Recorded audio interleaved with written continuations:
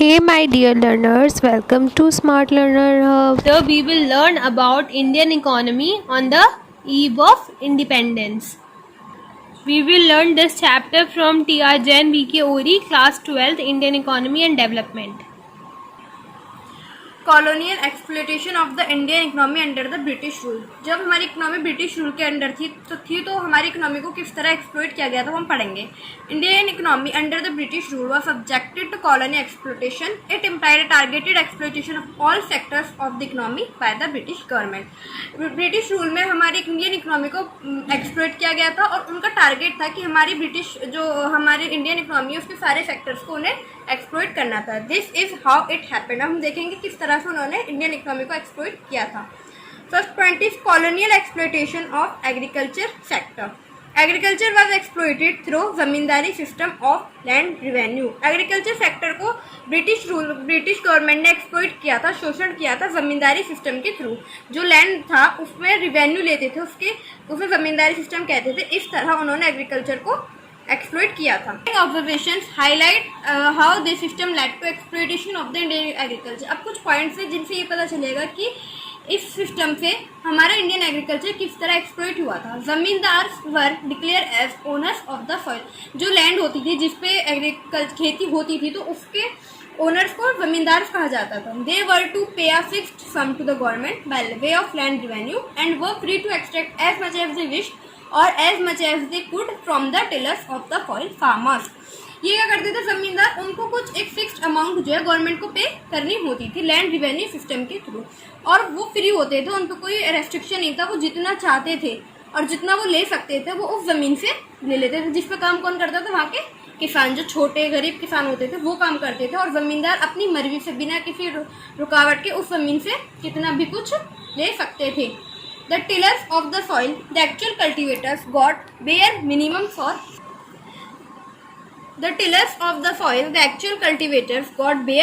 for survival. They were left with no surplus for investment in agriculture. और जो soil के, उस मिट्टी के जो टिलर्स होते हैं, यानी कि जो असली कल्टीवेटर है जो वहाँ पे खेती करते थे, उनको बहुत ही कम पैसा मिलता था, बस इतना जितना कि बस वो जी सके, उससे ज़्यादा कुछ नहीं। उनके पास इन्वेस्ट करने के लिए आगे कुछ भी नहीं बचता था। The zamindars, on the other hand, spent their revenue income on the luxuries of life. Little or no investment was made for the development of agriculture. और जो जमींदार जिनके पास पैसा आता था, जो अपनी मर्जी से खेती में से कितना भी चाहे ले सकते थे, वो अपना इनकम जो थी वो अपनी लाइफ की लग्जरीज पर, अपनी जो है ऐशो आराम पे खर्च करते थे, ना कि एग्रीकल्चर के डेवलपमेंट पे। Second point, colonial exploitation of industrial sector. अभी हमने पढ़ा कि एग्रीकल्चर सेक्टर को कैसे एक्सप्लोइट किया था, पढ़ेंगे industrial sector. Prior to the British rule, industrial sector India was well known for its handicraft. British rule से पहले जो हमारा इंडिया का इंडस्ट्रियल सेक्टर था वो हैंडीक्राफ्ट के लिए बहुत अच्छे से जाना जाता था। Indian handicraft enjoy a world wide reputation for their variety and quality. Indian handicraft जो है पूरी दुनिया में बहुत ज़्यादा रेप्यूटेड थे, बहुत फेमस थे अपनी वैरायटी के लिए, अलग अलग, और क्वालिटी के लिए। But these were destroyed by the British government in 2 ways. लेकिन ब्रिटिश गवर्नमेंट ने 2 तरीके से इन्हें डिस्ट्रॉय कर दिया। Foreign demand for the Indian handicraft was destroyed by way of heavy duty on their exports. हमारे इंडियन हैंडीक्राफ्ट की जो फॉरेन डिमांड थी, जो बाहर से लोग डिमांड करते थे, उसको डिस्ट्रॉय कर दिया गया। किस तरह से? एक्सपोर्ट पे बहुत ज़्यादा हैवी ड्यूटी लगा दी। जब एक्सपोर्ट पे इतनी हैवी ड्यूटी लगने लगी तो लोगों ने हमारे हैंडीक्राफ्ट की डिमांड बंद कर दी। Second way, domestic demand for the Indian handicraft was destroyed by way of duty free import of the British goods in the Indian market. और दूसरा तरीका क्या करा उन लोगों ने? हमारे इंडियन हैंडीक्राफ्ट की हमारे ही यहाँ पर डोमेस्टिक डिमांड ख़राब कर दी। किस तरीके से? जो ब्रिटिश गुड्स थे जो हम इंडिया वाले बाहर से इम्पोर्ट करते थे, उनको ड्यूटी फ्री कर दिया, यानी वो बहुत सस्ते मिलने लगे, इसलिए लोगों ने अपने यहाँ के प्रोडक्ट्स की डिमांड करनी छोड़ दी। तो इस तरीके से 2 तरीकों में ब्रिटिश गवर्नमेंट ने हैंडीक्राफ्ट की डिमांड डिस्ट्रॉय कर दी। थर्ड एक्सप्लोइटेशन है colonial exploitation of international trade. India's international trade. Colonial exploitation of international trade. India's international trade was exploited through discriminatory tariff policy it employed। जो international trade था India का, उसको discriminatory tariff policy से exploit किया गया। Discriminatory मतलब भेदभाव करके। कैसे? Duty free export of Indian raw material to fulfil the industrial needs in Britain. जो हमारे इंडिया से ब्रिटेन में सामान जा रहा था, यानी जो यहाँ से एक्सपोर्ट हो रहा था, उसे कर दिया ड्यूटी फ्री, यानी कि इंडिया के लोगों को रॉ मटेरियल एक्सपोर्ट करने पर कोई पैसा नहीं मिल रहा था। सेकेंड है duty free import of British goods to expand demand for the British goods in the Indian market. दूसरा तरीका भी लोगों ने क्या किया कि जो वहाँ से हम लोग सामान मंगा रहे थे, यहाँ से रॉ मटेरियल जा रहा था, वहाँ से ड्यूटी फ्री कर दिया, जिससे कि अगेन इंडियन प्रोडक्ट्स की डिमांड कम हो गई और ब्रिटिश प्रोडक्ट्स की डिमांड बढ़ गई। It was owing to discriminatory tariff policy that India became importer of finished goods from Britain, export of raw material to Britain. Discriminatory tariff policy की वजह से इंडिया फिनिश गुड्स का importer बन गया जो ब्रिटेन से आ रहे थे, और हमारे रॉ मटेरियल जो ब्रिटेन जा रहे थे उसका एक्सपोर्टर बन गया। Briefly, owing to its colonial exploitation, the Indian economy became both stagnant as well as backward. इस colonial exploitation की वजह से जितने भी हमने पढ़े उनकी वजह से हमारी इंडियन इकोनॉमी स्टैग्नेंट रुक गई और बैकवर्ड भी हो गई। Now we will study features of Indian economy on the eve of independence. First is stagnant economy. On the eve of independence, Indian economy was completely a stagnant economy. A stagnant economy is the one which shows little or no growth in income. Independence के time पर हमारी Indian economy completely एक stagnant economy थी। Stagnant economy मतलब वो economy जिसमें क्या तो बिल्कुल भी ग्रोथ ना हो या फिर बहुत कम ग्रोथ हो। The second point is backward economy. Indian economy was a backward economy on the eve of independence. Backward economy is the one in which per capita income is very low. Independence के time पे Indian economy backward economy थी। Backward economy वो economy होती है जिसमें per capita income बहुत कम होता है। इन 1947 to 48 per capita income India was just ₹230। 1947 से 48 के बीच इंडिया में पर कैपिटा इनकम सिर्फ ₹230 थी। Third is agricultural backwardness. It is highlighted by the following facts. Nearly 72% of the country's working population was engaged in agriculture. हमारे India की जो working population है उसका 72% लगभग एग्रीकल्चर में इंगेज है, but its contribution to GDP was only 50%। लेकिन तब भी एग्रीकल्चर का जीडीपी में कंट्रीब्यूशन सिर्फ 50% ही है। Second, productivity was extremely low. thus per hectare output of wheat was only 660 kilograms and of rice was just 710 kilograms. Productivity बहुत कम थी। Per hectare output जो वीट्स का था वो सिर्फ 660 किलोग्राम्स था और राइस का 710 kilograms. Food grain production was बेयरली enough for subsistence. और फूड ग्रेन प्रोडक्शन भी बस इतनी ही थी कि इंसान जीने के लिए यूज़ कर ले, उससे बिल्कुल भी एक्स्ट्रा नहीं थी। In 1947 to 48 it was recorded to be just 527 lakh tons. 1947 और 48 में ये सिर्फ कितनी थी? 527 lakh tons. Fourth is industrial backwardness. Industrial backwardness के कुछ अंडरलाइन सिग्निफिकेंस है। There was a virtual lack of the basic and heavy industries in the country. हमारी कंट्री में जो बेसिक और हैवी इंडस्ट्रीज थी उनकी बहुत ज़्यादा कमी थी। Production of machine was almost negligible. Machines की प्रोडक्शन बहुत बिल्कुल ही ना के बराबर थी, इग्नोरेबल थी। Small scale and cottage industry were almost ruined. जो स्मॉल स्केल और कॉटेज इंडस्ट्री थी वो भी लगभग ख़त्म और ख़राब बिल्कुल हो चुकी थी। For the bulk of its capital goods requirement, the Indian industry was dependent upon import from Britain. और हमारे इंडिया में जो कैपिटल गुड्स की ज़रूरत थी उसके लिए हमारी इंडियन इंडस्ट्री टोटली ब्रिटेन के इम्पोर्ट्स पर डिपेंड करती थी। Poverty, bulk of the population was very poor. हमारे यहाँ का एक पॉपुलेशन का एक बड़ा हिस्सा क्या था? बहुत ज़्यादा poor. People were not getting 2 square meals a day. लोगों को दिन का 2 वक्त खाना भी नहीं मिल पा रहा था। They lacked shelter and clothing. कपड़ा मकान दोनों की कमी थी। All this was owing to wide spread unemployment and massive illiteracy. ये सब क्यों हो रहा था? बहुत ज़्यादा बेरोजगारी की वजह से और बहुत ज़्यादा लोगों का कम पढ़ा लिखा होने की वजह से। 6 point is poor infrastructure. Infrastructural development including means of communication and transport, generation of power, energy was extremely low. हमारे यहाँ का इंफ्रास्ट्रक्चर डेवलपमेंट जैसे कि means of communication and transport, power, light, ये सब जो है बहुत लो था। In 1948 power generation capacity was merely 2100 megawatt. Length of railway line was 53,596 kilometre. Future roads had a coverage of 155,000 kilometre only. 1948 में power generation capacity फिर 2100 megawatt थी। Railway lines की लेंथ फिर 53,596 किलोमीटर थी और रोड कवरेज भी फिर 155,000 kilometre ही था। Now we will study agricultural sector on eve of independence. On the eve of independence, Indian agricultural sector revealed the following characteristics. eve of independence पे Indian agriculture sector की कुछ characteristic हैं. First is low production and productivity. Production refers to total output. Production का मतलब है जितना total output बनके तैयार हो रहा है, while productivity refers to output per hectare of land. जबकि productivity का मतलब है कि पर हेक्टर ऑफ लैंड पे कितना आउटपुट निकल कर आ रहा है. Both production as well as productivity were found to be extremely low on the eve of independence. Independence के टाइम पर हमारे यहाँ पर प्रोडक्शन और प्रोडक्टिविटी दोनों बहुत ज़्यादा एक्सट्रीमली लो थी, बहुत लो थी. The second point is high degree of uncertainty. Agriculture showed a high degree of uncertainty. Agriculture में उस टाइम पे बहुत ज़्यादा अनसर्टेनिटी थी. अनसर्टेनिटी मतलब अनिश्चितता, मतलब कुछ पता नहीं होता था कि हमें कैसे क्या करना है. Because it was actively dependent upon rainfall. क्योंकि उस टाइम पे हम पूरे हमारे एग्रीकल्चर सेक्टर टोटली किस पे डिपेंड था? रेनफॉल पर, बारिश पर.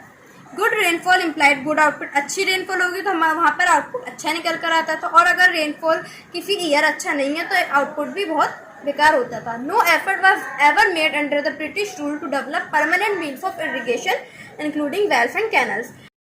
Of subsistent farming.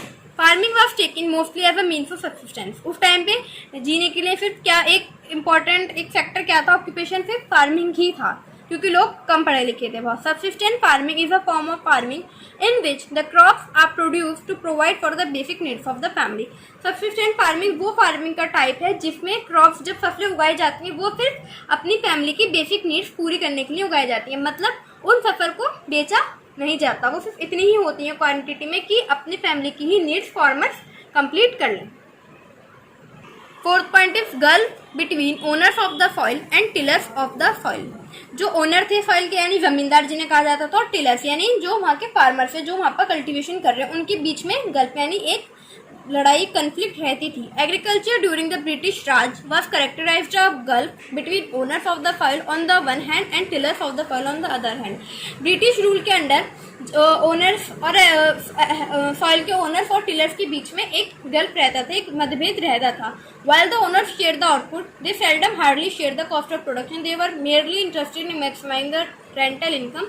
In terms of share of output, the tillers of the soil were merely given enough for subsistence. मतलब ये कि जो ओनर्स थे, जमींदार थे, वो एक बड़ा हिस्सा ले लेते थे और उसको इन्वेस्ट भी नहीं करते थे, उसको अपने ऐशोआराम के लिए यूज़ करते थे. जबकि जो फार्मर्स थे, टिलर्स थे, उनको सिर्फ जीने तक का ही दिया जाता था, एक्स्ट्रा बिल्कुल भी उन्हें नहीं दिया जाता था.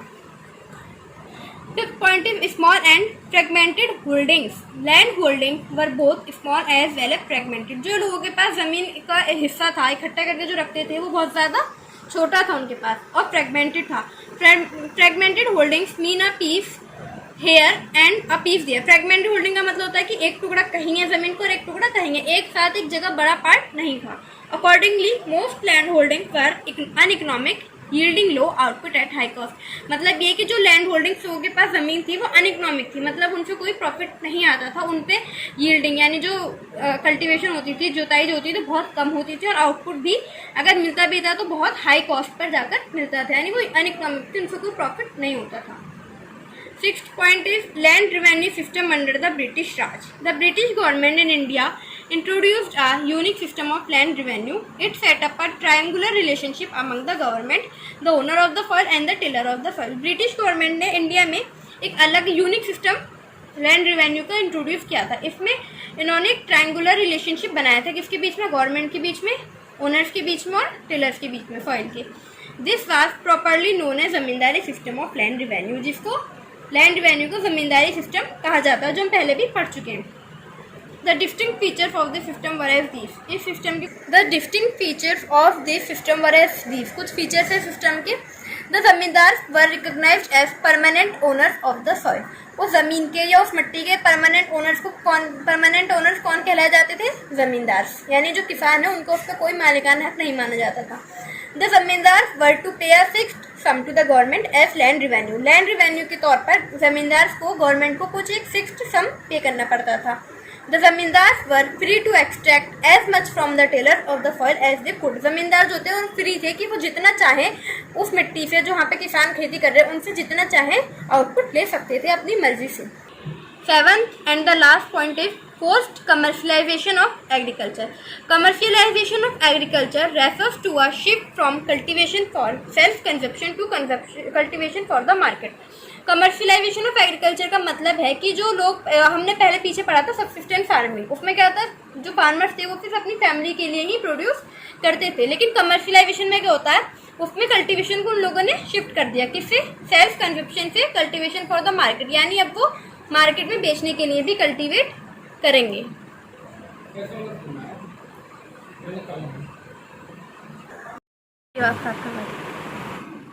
Following are some notable points in this context. Farmers were forced to shift to commercial crops, indigo in particular, from the conventional subsistence crop like rice and wheat. Farmers को फोर्स किया गया कि जो वो पहले कमर्शियल क्रॉप्स पहले जो सबसिस्टेंट farming करते तो वो किस पे शिफ्ट करें? कमर्शियल क्रॉप्स पे. पहले वो क्या कहते जैसे कि इंडिगो वगैरह, पहले सिर्फ व्हीट और राइस ही प्रोड्यूस होते थे. Reason indigo was required by the textile industry in Britain for dyeing bleaching of the textile. British rule ने इंडिगो पे इसलिए फोर्सफुली शिफ्ट किया था क्योंकि इंडिगो जो है ब्रिटेन में टेक्सटाइल इंडस्ट्री में डाइंग और ब्लीचिंग करने के लिए ज़रूरी होता था. The farmers were either lured or forced to accept advance payment for the cultivation of indigo. Farmers को जो है ज़बरदस्ती फोर्स किया जाता था कि वो इंडिगो की कल्टीवेशन के लिए एडवांस में ही पेमेंट करें. While earlier they would grow grain for their family consumption, now they needed cash to buy it from the market. पहले वो अपने फैमिली कंजप्शन के लिए खुद अपने लिए ग्रेन अनाज उगा लेते थे, लेकिन अब वो अनाज नहीं उगा पा रहे थे तो उनको मार्केट से खरीदने के लिए उसके लिए कैश चाहिए था. Briefly, on the eve of independence, Indian agriculture was both backward as well as stagnant. तो हम शॉर्ट में ये कह सकते हैं कि ईव ऑफ इंडिपेंडेंस पे हमारे इंडियन एग्रीकल्चर भी बैकवर्ड पिछड़ा हुआ और स्टेगनेंट रुका हुआ था. कोई ग्रोथ कोई डेवलपमेंट नहीं था. Backward of agriculture is explained in terms of the following factors. हम एग्रीकल्चर में किस तरह से बैकवर्डनेस थी उन्हें कुछ पॉइंट से समझ सकते हैं. जैसे कि लो प्रोडक्शन एंड लो प्रोडक्टिविटी हम पढ़ चुके हैं. प्रोडक्शन भी कम थी और प्रोडक्टिविटी भी कम थी. हाई डिग्री ऑफ अनसर्टेनिटी बहुत ज़्यादा थी. डोमिनेंस ऑफ सब्सिस्टेंट फार्मिंग ही की जाती थी सिर्फ. और फोर्थ है स्मॉल एंड फ्रेगमेंटेड होल्डिंग्स. जो लोगों के पास ज़मीन का हिस्सा था वो छोटा और फ्रेगमेंटेड था, यानी दूर दूर था, वो कोई प्रॉफिटेबल नहीं था, इनइकोनॉमिक था. And stagnation of agriculture explain in terms of the following factors. Stagnation क्या थी? रुकावट कैसे थी? एक जो ग्रोथ रुक गई थी. Gulf between the owners of the soil and the tillers of the soil. जो ज़मीन के मालिक थे और जो किसान थे उनके बीच में लड़ाई रहना. Land revenue system under the British Raj. Land revenue यानी जमींदारी सिस्टम होना. थर्ड है फोर्स्ड कमर्शियलाइजेशन ऑफ एग्रीकल्चर, यानी कि एग्रीकल्चर को शिफ्ट कर दिया गया था सब्सिस्टेंट फार्मिंग से किससे? कमर्शियलाइजेशन फार्मिंग पर. We will cover industrial factor on the eve of independence of this chapter in the next part of video, and thanks for watching the video.